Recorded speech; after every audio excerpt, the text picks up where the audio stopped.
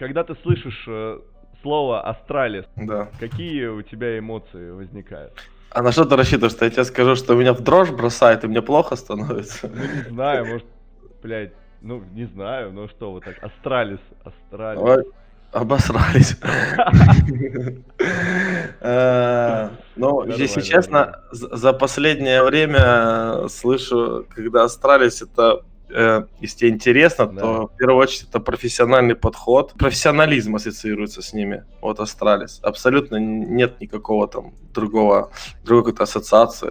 Лучшая команда мира и профессионализм на сегодняшний момент. Вот кто такие Астралис. Ну, хочется их в следующий раз, вот в Польше, когда будет игра, хочется их дернуть? Да хочется просто выиграть турнир, вот, наверное, на это в первую очередь ставишь цель. А по ходу бывает, ты настраиваешься на одну команду, и вроде как бы она типа вот на виду, топ-1, а ты приезжаешь на турнир, и какая-то другая команда, одна-две, они просто в этот момент очень много тренировались. Я с таким просто не раз сталкивался. И банально просто выдают тебе какую-то нереальную игру и просто обыгрывают. Ты вроде хотел обыграть Астралис, а тебя обыграли там какие-то, ну не знаю, если ты смотришь, знаешь, там какие-то фейзы или Спортс, какие-то команды, которые... И все. И у тебя получается, ну как бы, то есть надо готовиться ко всему. Если ты хочешь выиграть такой чемпионат, как мейджор, как чемпионат мира, да, к примеру. Мне интересно, есть большой рост и большая динамика в киберспорте, в вливании денег, да, в призовых местах там и так далее. Чего не хватает именно в плане промоушена для каждого игрока, потому что именно личности не сильно узнаваемы вне киберспортивной тусовки. Понимаешь, да? Да, я понял твой вопрос. Ну, первое, это то, что, в принципе, то есть сам этот киберспорт, он, ему там сколько там, ну, там, реальных там 15 лет, да, то есть, может, там, плюс-минус, там, 17. В принципе, это молодой спорт, относительно, если сравнивать его там с футболом или с чем-то там. И, в принципе, за короткий период времени это все очень довольно-таки неплохо раскрутили, но это, соответственно, раскручено именно в геймерской тусовки, скажем так, да. А в обычной жизни, то есть компании, которые приходят на рынок или просто которые есть там, ну любые, да, вот возьмем там Lay's какие-нибудь, да, которые занимаются рекламой, им легче прийти к чуваку, у которого там 2 миллиона, 3 миллиона подписчиков, чем к чуваку, у которого там 200 тысяч, к примеру, да, и с ним работать. Соответственно, из этого и строится реклама, то есть здесь нету спроса пока что еще такого. Но чем больше ты популярный у себя, то есть самые топовые популярные геймеры в мире, к ним уже идут запросы, вот даже вот в России сейчас, может, ты видел, не видел, но там Дотер, допустим, рекламирует там Gillette, к примеру, уже. Потом Паша Бицепс, слышал такое-то? Да, вот, он рекламировал магазин какой-то электроники. Или хлеб, что он там, хлеб нарезал? Ну, он рекламировал, то есть это профессиональная съемка была, у него был контракт за нормальные уже деньги, за хорошие, и он рекламировал в России вот магазин электроники. Собственно говоря, это постепенно выходит, но не хватает просто, пока нужно еще время, нужно еще раскрутки. Это первое. Второе, мы говорим про нашу аудиторию, и у нас как бы все, вот в отличие от Запада, медленнее, да, все это движение идет. Соответственно, если мы возьмем там американских каких-нибудь игроков, то, ну, многие просто стримеры зарабатывают уже миллионы долларов в месяц, и вообще не парясь, И у них как бы идут и контракты, и неузнаваемые, ну, просто нереально узнаваемые там, ну, везде, да. Соответственно, как бы к нам это просто... Как во всем, к сожалению, медленнее чуть-чуть как бы движение идет. Окей, как ты думаешь, трэш-ток, если добавить прям вот настоящий трэш-ток, как в КС, знаешь, переписываются, я там тебя ебал и так далее, да? Если его добавить в турнирную историю, там, чтобы в Инстаграме зарубались, в Твиттере, игроки, добавило бы это интереса? Да, я думаю, добавилось хайпа. Хайпа нужно. Больше наводить хайпа. Так давай прямо сейчас засрем Астралис. Ну, ты же понимаешь, ты-то можешь это сделать, а мне с ними потом еще играть. Мне еще с ними потом видеться. Ладно, я понял. Мне кажется, это бы вывело бы на другой уровень, потому что UFC, в свою очередь, когда просто были, значит, там файты, особо не интересно было смотреть. А когда начали еще и зарубаться, понимаешь? Конечно, я тебе больше скажу, что вот таких, как ты, не хватает. Вот ты пришел сюда, это добавит хайпа, понимаешь? Ты человек, который пришел с другой индустрии, скажем так. Вот таких нужно больше, чтобы либо стримили, либо как-то с этим связаны были, больше показывали. То есть на самом деле вот мне там пишут какие-то игроки, или моим друзьям пишут игроки там сборных там Украины, России, или это просто каких-то клубов по футболу. Я тебе больше скажу, там, Неймар, допустим, болеет там реально за бразильскую команду, он играет в КС. То есть это как бы чем больше будут чуваки, которые вот с других видов спорта, либо какие-то там хайповые популярные личности будут какой-то... Опа, обезьяна пришла. Прикольно. Да он ебал. Привет, братан. Он меня постоянно тусуется. Ну, отлично. Жрать хочет. Ты его держишь у себя там? Да, вот у меня, знаешь, он проснулся. На, держи, все, и вали отсюда, блядь. Ну, нормально. Банан ему дай просто. Короче, ты понял. Надо, короче, чтобы вот это все хайпили и Ладно, у меня тоже есть вопрос. Я ему имя, кстати, не могу придумать, но там он в комментариях пишет Амиран. Амиран, все, иди поспи, по-братски. А чё вы бомбу-то сбросили-то, ёптать? А чё вы бомбу сбросили? Понятное дело, что топовыми киберспортсменами мало кто станет, да, но шагнуть именно в киберспорт, это было бы интересно вообще для всех тех, кто здесь сейчас находится. Скажи мне, как объяснять родителям, если ты вообще понимаешь, о чем речь, да, как объяснять родителям, что там мама, папа, это нужно, там, это для дела, когда им лет по 15-16?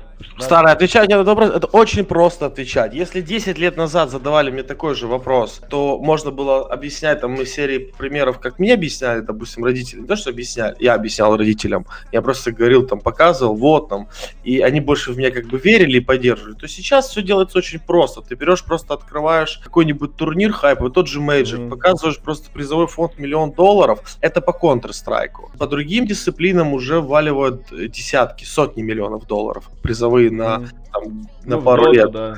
В Доту там есть International, есть там PUBG, допустим, который там сказали, что там будет, и так далее. Там много таких игр, да. Соответственно, ты показываешь призовой, первое, то есть вот Лимон. Второе, ты показываешь просто сам турнир. То есть если нет возможности полететь на турнир, ты показываешь на Ютубе просто, как это, что это. Да, вот хватит только показать тот же Кёльн. Ну ты понял, короче, да? Понял. Сколько в год может вот в среднем нормальный киберспортсмен именно в КСе зарабатывать бабла? Очень многое зависит. Если говорить только брать игру и зарплату, то это в год это больше там 100 тысяч долларов, 200 тысяч, может быть, долларов. И в зависимости от того, там Астралис, вот по официальным данным, только заработали за прошлый год, 18-й, по-моему, 2,5 или 3 миллиона долларов на команду. Вот раздели, это получается... они обосрались. Нормально. Но они собрались, братан, очень крепко, за всю боль. Вот. Ну, понятно. Коннектор это, блядь, что вообще?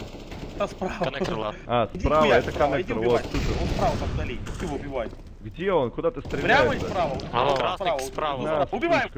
Да где он, блядь? Давай, ты убьешь сейчас, я тебе говорю. На! Вот так вот, лучший, блядь. Лучший, сука. Пацаны, Затащил раунд! На морали тащим. Девочкам есть место в киберспорте или нет? Интересуется чат и много кто на самом деле. И второй момент. Сейчас все чаще и чаще российские киберспортсмены и СНГшные, из Украины и так далее становятся, попадают в основу западных коллективов. Как вообще, какие мысли на этот счет? Круто ли это, что наше становится востребовано везде? Или это уже давно не новость, и в принципе наш регион всегда был топовым? Это очень круто, конечно же. То, что девочки попадают в киберспорт, не знаю. Компании не хотят вкладывать почему-то в женский киберспорт. Считают, что когда-то это было актуально, а сейчас это как-то не очень развито. Я специально я слышу через него. Да. Но если как бы будут играть красивые девушки, и это все будет хайпиться, то могут, конечно, вкладывать нормальные деньги. Машка у меня играет в Sims, как думаешь? Может поучаствовать в каком-то турнире? Надо посмотреть. Ну, вот, допустим, был в Китае турнир, и там, по-моему, первое место для девочек было $100 тысяч. В принципе, неплохо. Все, иди тренируйся, давай. По поводу того, что это на самом деле очень круто, что наши геймеры начали играть за рубежом, и мы, крутые, нас ценят, любят, уважают. И в первую очередь, наверное, потому что у нас есть какой-то стержень, какой-то такой наш боевой дух, и мы заряжаем им европейцев, которым это не хватает. Потому что европейцы, они очень такие, знаешь, у них менталитет такой педантов, да, они играют спокойненько очень, но зато им это и в то же время помогает. Но когда приходит какой-то такой чувак, заряженный с эмоциями, типа там, давай, сука, пошли, там орет, знаешь, это может реально помочь. Поэтому... Да. И плюс наши, талантливые ребята, как и во всем, в принципе. Я тебя увидел в кофте Нави, да? Да. Как вообще, откуда ты узнал эту команду, как ты топишь за нас? Вообще, что-то расскажи про это. Смотри, все очень просто. Год назад где-то Да. пообщался с Федей Смоловым на каком-то мероприятии. И он мне говорит, блядь, давай поиграем в КС. Ну как-то зашел разговор про киберспорт. Мгм. Я интересовался всегда, смотрел, знал, думаю, ну куда мне уже играть в КС, блин, ну в детстве я играл. Он говорит, да ты что, там вообще все поменялось. Интересно стало, Ага. картинка, круто. Я говорю, ну давай. И я начал потихоньку там сетап сделал, начал играть, вспоминать. Поиграл с ним, поиграл там с другими ребятами, заходил на Twitch смотрел, как люди играют, да, другие. И интересовался разными командами, смотрел, какие СНГшные, какие более российские. Ну, короче, понятно, ты начал, это... Не было предпочтения никакого, пока в один день, я не помню, под какой фоткой ты мне написал коммент. Я вижу, галочка есть. Мгм. Захожу и вижу то, что там капитан когда это команды было? Нави. Когда это Это было было? давно, это было промысел, да. Да. И я такой думаю, блядь, нихера себе, ну, красава, круто. И все, и думаю, ну, раз так сложилось, то буду топить за Нави. И То после есть этого, просто после моего коммента. после твоего коммента я пошел, зашел, посмотрел, какая Кстати, у вас... запомните все, ребята, все, кто вот... Реально. Да. Я Это зашел, важный посмотрел, кто у вас играет, там, посмотрел на как пуляет Simple, посмотрел ваш мерч, он мне тогда понравился, кстати. Ты, кстати, носишь нашу кофту, блин, это вообще респект Так нереальный. послушай, я об этом просто говорил, что, ну, типа, зайти там, заказать, геморно, да, для меня именно. Может быть, там, те, кто прям фаны, они именно спокойно и легче делать. Я даже не знаю. И Да. я об этом говорил, там, своей подруге Паше, и вот Паша мне подогнал на Новый год Рикиди кофту с Нави. И я прям кайфанул, думаю, вообще зашибись, она клевая. Круто.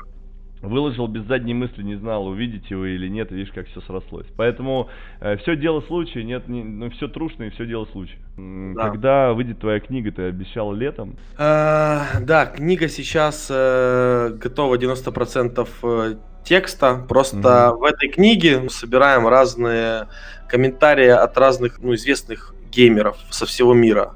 Вот. Ну, где-то их будет порядка там 20-30. И есть там такие личности англоязычные, которые просто отвечают просто по 3 месяца. Такой, как Паша Бицепс, он мне раз в 2 дня в Твиттере стабильно пишет в личку, что все, сделал, точно тебе отвечу. У нас, в принципе, уже все готово. То есть мы уже и с издательством там как бы все решили. Ну, то есть все не хватает вот этих моментов. Как только мы полностью уже упаковываем, мы запускаем это все в печать и, планируем, по факту где-то месяца 1,5-2. Быстро скажу, что книгу писал реально несколько лет, работали очень много на ней и дал уже предварительно почитать и спортсменам, знакомым, которые не связаны с киберспортом, и просто людям, которые там интересуются, чисто для себя, для того, чтобы услышать их комментарии, типа говно, не говно, и что они вообще думают. А что там будет? Там будет путь становления, там советы какие-то? Там, в принципе, будет моя будет вообще, в принципе, мой путь с самого начала до самого до нынешнего времени, то, через что мы проходили, что вообще происходило, как выиграли 4 чемпионата мира, уже 5, и, в принципе, все детали. Также будет отдельная там глава, это советы игрокам. Много всего, в принципе, как мне кажется, интересного, и написано очень в таком легком формате, читается очень легко. Так, а там будет рассказ о том, употребляешь ли ты наркотические вещества перед игрой? Во-первых... А то тут было куча комментов, то, что вы вштыренные там, блядь, играете вот так. Смотрите, кто не знает, кто там пишет эти комменты, я скажу, что, ребята, сейчас уже на данном этапе 40 профессиональных турниров проводят допинг-контроль, чтобы вы просто понимали. При том, что они это делают очень красиво, ты просто сыграл турнир, и тебе, или сыграл, нет, матч, ты сыграешь матч, вот сыграл тебе, там, не знаю, там, стадию, там, не знаю, в групповой стадии, ты еще не в плей-офф даже, и просто тебе после матча говорят кому угодно из игроков, тебя, бац, трыц, все, пошел, сдал сразу. Моментально. Поэтому здесь это... А я думаю, что уже в 2019 году, а тем более в 2020, это будет где-то в 80-90% турниров этим будут заниматься. Это первое. Поэтому... Вот. А по поводу употреблял, не употреблял, там в книге написано все, потому что книга будет 18+, отчасти. Вот. То есть там будет встроена такая тема. И, в принципе, я рассказываю, как это все было, как это были 80-е, знаешь, там, эти лихие 90-е. Ну, а чё? Скорее всего, звук идет с вебки, а не из микро. Не, из киберспорта я не ухожу. В киберспорте я хочу как раз задержаться еще. Год, в принципе, год. Я планирую еще отыграть, но отыграть хочется. Не хочется, знаешь, уходить вот в тот момент, когда уже все, типа...